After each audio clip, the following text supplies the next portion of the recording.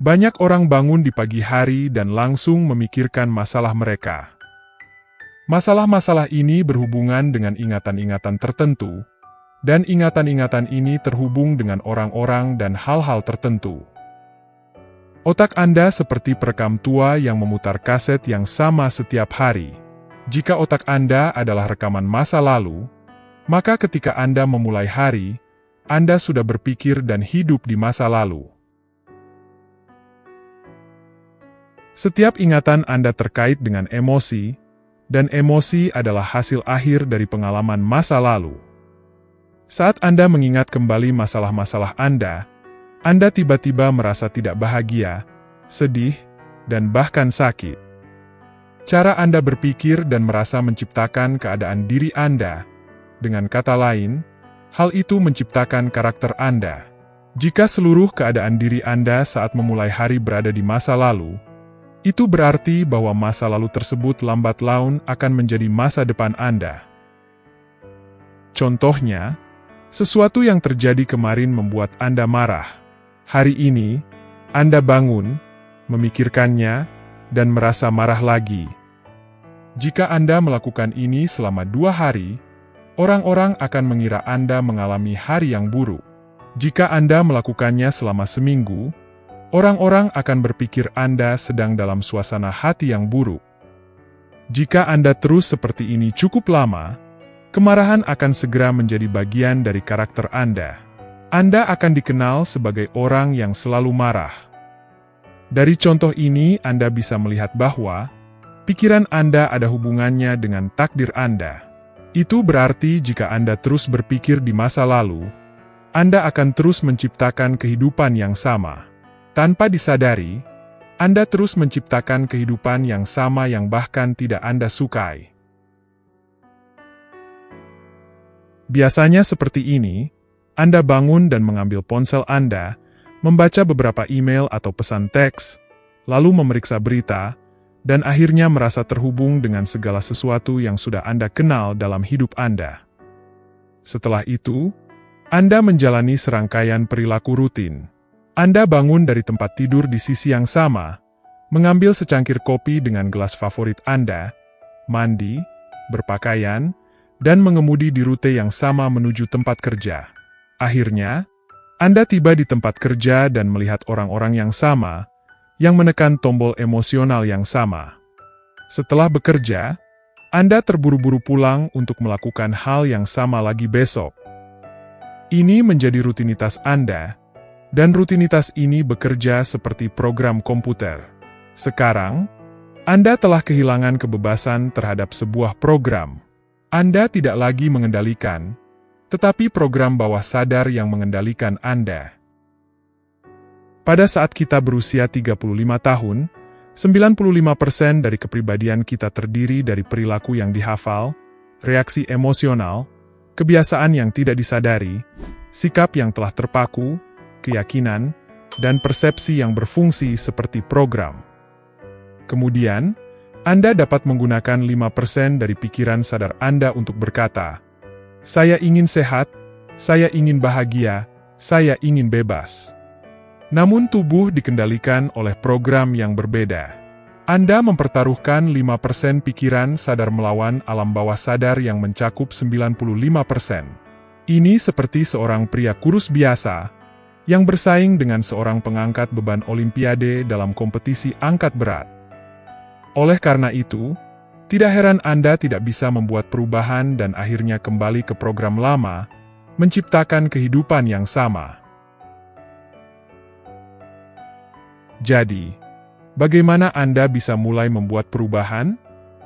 Caranya adalah Anda harus melampaui pikiran analitis. Karena yang memisahkan pikiran sadar dari alam bawah sadar adalah pikiran analitis. Dan disinilah meditasi berperan. Melalui praktik meditasi, Anda dapat belajar mengubah dan memperlambat gelombang otak Anda. Jika Anda melakukannya dengan benar, Anda dapat memasuki sistem operasi di mana Anda dapat mulai membuat perubahan mendasar. Kebanyakan orang menunggu krisis, trauma, penyakit, atau diagnosis untuk mulai membuat perubahan dalam dirinya. Tetapi mengapa harus menunggu sampai sesuatu yang negatif terjadi? Anda bisa belajar dan berubah dalam keadaan rasa sakit dan penderitaan, atau Anda bisa belajar dan berubah dalam keadaan kegembiraan dan inspirasi.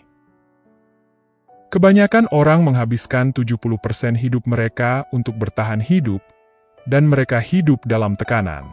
Oleh karena itu, berdasarkan pengalaman masa lalu, mereka selalu mengharapkan skenario terburuk. Akibatnya, mereka memilih hal-hal negatif dari potensi tak terbatas dari medan kuantum. Mereka memilih hasil terburuk yang mungkin terjadi.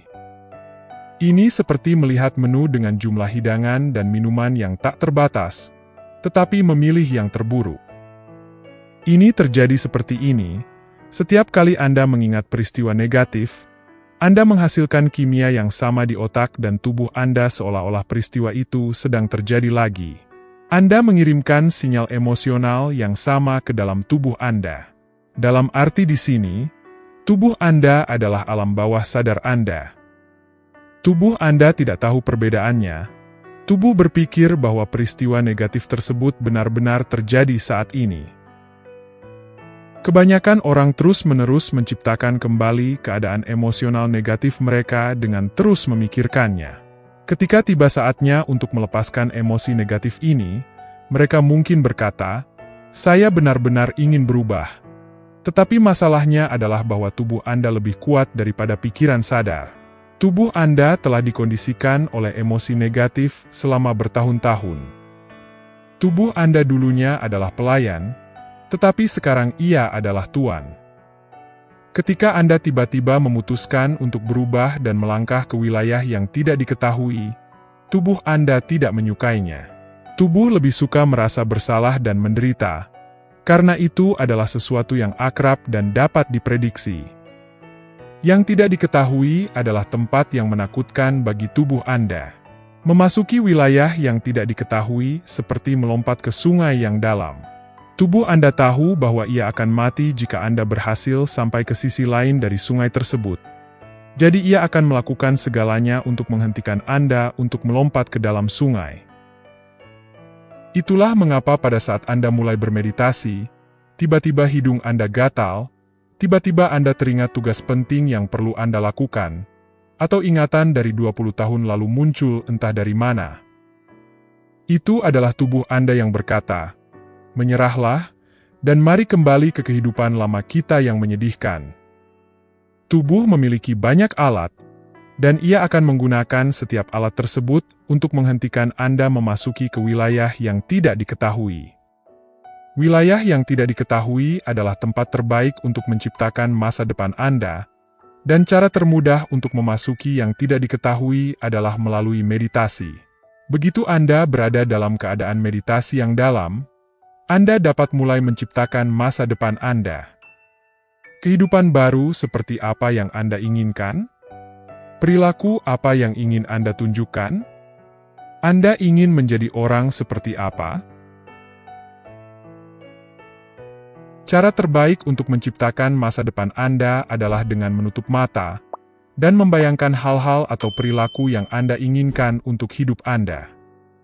Jika Anda benar-benar hadir, otak tidak tahu perbedaan antara imajinasi dan pengalaman nyata.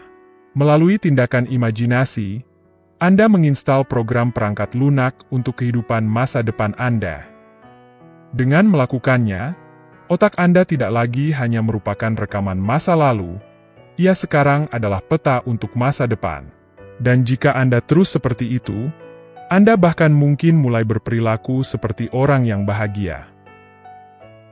Bagian tersulitnya adalah mengajarkan tubuh Anda pada tingkat emosional. Bagaimana masa depan akan terasa sebelum Anda benar-benar mengalaminya. Tidak cukup hanya membayangkannya, Anda harus merasakannya secara emosional dalam tubuh Anda. Jika pikiran adalah bahasa otak, maka perasaan adalah bahasa tubuh. Melalui perasaan dan emosi, tubuh Anda memahami apa yang dikatakan oleh pikiran Anda. Jika Anda tidak merasakan apapun, itu berarti tubuh Anda tidak menerima sinyalnya. Ini seperti memiliki modem internet di rumah Anda berfungsi, Tetapi Anda tidak dapat terhubung karena Anda telah mematikan Wi-Fi di ponsel Anda. Saat Anda mulai merasakan emosi dari pikiran Anda terhubung ke internet, dan Anda bisa mulai mengunduh kehidupan masa depan Anda. Apa artinya ini?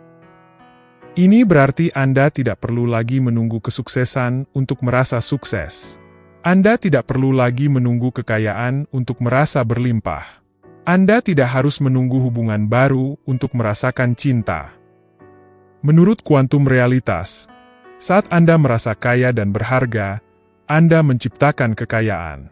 Saat Anda mulai merasakannya, Anda mulai bergerak menuju masa depan Anda. Hal ini berarti Anda telah menjadi pencipta masa depan Anda sendiri. Anda tidak lagi hidup sebagai korban, mengatakan hal-hal seperti, "Saya begini karena orang itu," atau "Saya begini karena pengalaman itu." Sayangnya, banyak orang saat ini adalah korban dari pikiran negatif mereka sendiri dari masa lalu, dan kebanyakan orang tidak menyadarinya. Tetapi inilah yang harus Anda ketahui tentang pikiran. Hanya karena Anda memiliki pikiran, itu tidak berarti pikiran itu benar. Saya ulangi sekali lagi, hanya karena Anda memiliki pikiran, itu tidak berarti Anda harus bertindak berdasarkan pikiran itu. Rata-rata, Anda berpikir 60.000 hingga 70.000 pikiran per hari. 90% dari pikiran ini adalah sama seperti hari sebelumnya. Jika pikiran Anda ada hubungannya dengan takdir Anda, maka hidup Anda tidak akan banyak berubah, karena pikiran yang sama akan mengarah pada pilihan yang sama akan mengarah pada perilaku yang sama akan menciptakan pengalaman yang sama, dan pengalaman yang sama akan menghasilkan emosi yang sama. Itulah mengapa sangat penting untuk bermeditasi, sehingga Anda bisa menjadi lebih sadar tentang bagaimana Anda berpikir, bagaimana Anda bertindak, dan bagaimana Anda merasa. Jika Anda dapat mulai memperhatikan pikiran-pikiran yang Anda pilih, dan memperhatikan perasaan-perasaan yang Anda rasakan, maka Anda bisa mulai mengubahnya. Semakin Anda sadar, semakin kecil kemungkinan pikiran yang tidak diinginkan akan melewati kesadaran Anda tanpa terdeteksi. Kata meditasi berarti menjadi terbiasa dengan sesuatu. Jadi, ketika Anda menjadi terbiasa dengan pikiran, perilaku, dan emosi dari diri Anda yang lama, Anda tidak lagi dipengaruhi oleh mereka. Sebaliknya, Anda mulai memikirkan hal-hal baru, dan memasuki keadaan emosional yang baru. Jika Anda melakukannya cukup lama, keadaan emosional yang baru ini akan menjadi terbiasa bagi Anda. Menciptakan diri yang baru adalah seperti memulai kebun yang baru. Pertama, Anda harus menyingkirkan gulma dan batu. Kemudian, Anda perlu mencabut tanaman tahun lalu dan menyiapkan tanah. Baru setelah itu, Anda dapat mulai menanam benih.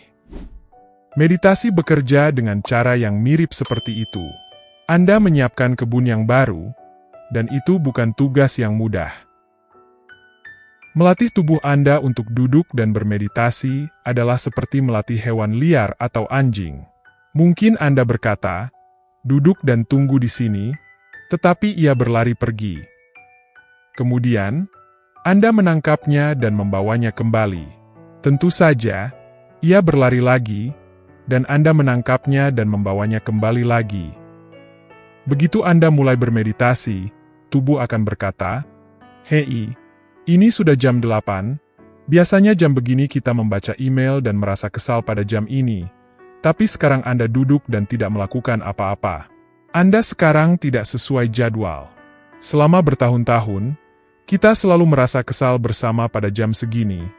Tapi kenapa sekarang tiba-tiba Anda berubah?" Tubuh kemudian mulai mengirimkan sinyal. Tubuh pada dasarnya sedang mencari keadaan kimia yang dapat diprediksi, dan ia tidak peduli bahwa itu adalah keadaan yang toksik. Ingatlah, setiap kali Anda menyadari apa yang sedang dilakukan tubuh Anda, dan memusatkan perhatian Anda pada momen saat ini, maka Anda memberitahu tubuh Anda bahwa ia bukan lagi pikiran, dan bahwa Anda adalah pikiran. Dan sekarang, kekuasaan Anda menjadi lebih besar daripada program tersebut. Jika Anda melakukan ini berulang kali, seperti anjing yang terlatih, tubuh Anda akan duduk dan mematuhi perintah. Begitu tubuh Anda menyerah, energi akan dilepaskan. Anda berubah dari partikel menjadi gelombang, dari materi menjadi energi, dan Anda membebaskan diri dari rantai emosi yang membuat Anda terikat pada masa lalu yang akrab. Ketika Anda melakukan ini selama 1 minggu, Anda akan mulai melihat perbedaan dalam hidup Anda. Anda akan mulai lebih sering menyadari diri Anda, dan menghindari kembali ke diri lama yang tidak bahagia. Tentu saja, Anda harus mengulangi proses ini sampai realitas masa depan Anda menjadi realitas saat ini. Sekian untuk video kali ini. Ingatlah, pikiran Anda bukanlah kenyataan, pikiran Anda adalah alat yang bisa Anda gunakan untuk menciptakan kenyataan. Itu berarti Anda tidak harus terjebak dalam pola pikiran lama dan emosi yang sama seperti dulu. Anda bisa mulai menciptakan kehidupan yang benar-benar baru, yang tidak didasarkan pada rasa sakit dan penderitaan. Terima kasih sudah menonton.